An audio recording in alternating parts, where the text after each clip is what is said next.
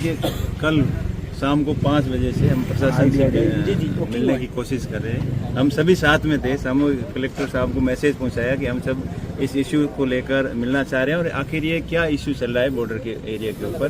तो कलेक्टर साहब ने खुद स्पष्ट बताया कि मेरे को भी खुद पता नहीं है क्या इशू है, मैं पता करके आपको जवाब दूंगी। उसके बाद में सुबह से हम लगातार संपर्क में थे, फिर दोपहर बाद में मिलने को टाइम दिया। आखिरी 7 बजे वो शुभ घड़ी आई जब प्रशासन से हमारा मिलना हुआ और मिलने के बाद में प्रशासन ये बताने के लिए कतई तैयार नहीं है कि ये ऐसी घटनाएं क्यों हुई और सिर्फ राष्ट्रीय सुरक्षा का हवाला दिया जा रहा है कि राष्ट्रीय सुरक्षा के मद्देनजर रखते हुए ये कार्रवाइयाँ की गई। लेकिन हमें ऐसा कोई चीज समझ में नहीं आई कि ऐसी राष्ट्र विरोधी क्या गतिविधियां उस जाल और टांके के अंदर थी जिसको ढाया गया।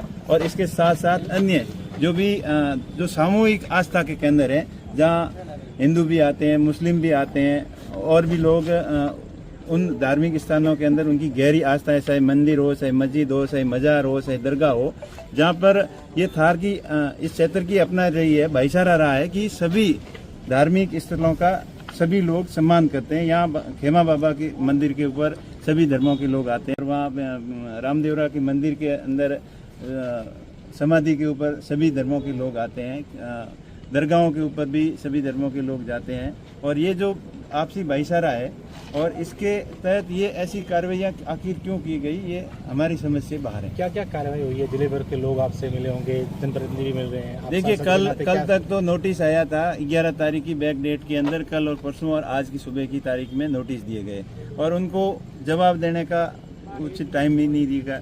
पहली बात तो ये है कि ये जो कार्रवाई की है ये कानून विरोधी है, जो अपना पक्ष रखने का भी उनको समय नहीं दिया आखिर।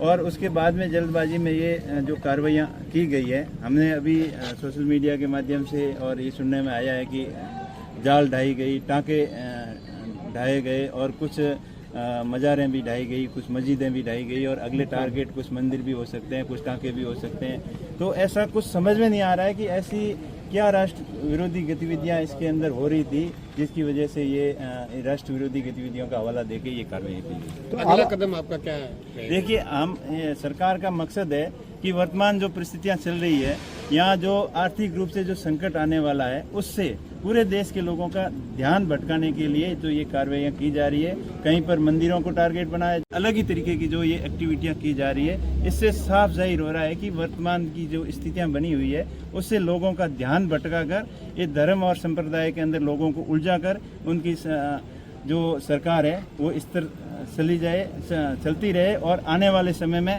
उनको राजनीतिक रूप से कैसे ज़्यादा से ज़्यादा फायदा हो सके, शायद इस मकसद से केंद्र सरकार ने और राज्य सरकार ने मिलकर ये कार्रवाई की है। बना हुआ है वो किसी भी सूरत में हम बिगड़ने देंगे, चाहे सरकार लाख कोशिश कर ले। हम आपस में बातचीत करेंगे और इससे जो भी ये सिचुएशन हुई है इससे निपटने का हम आपस में मिल बैठ कर पूरा प्रयास करेंगे।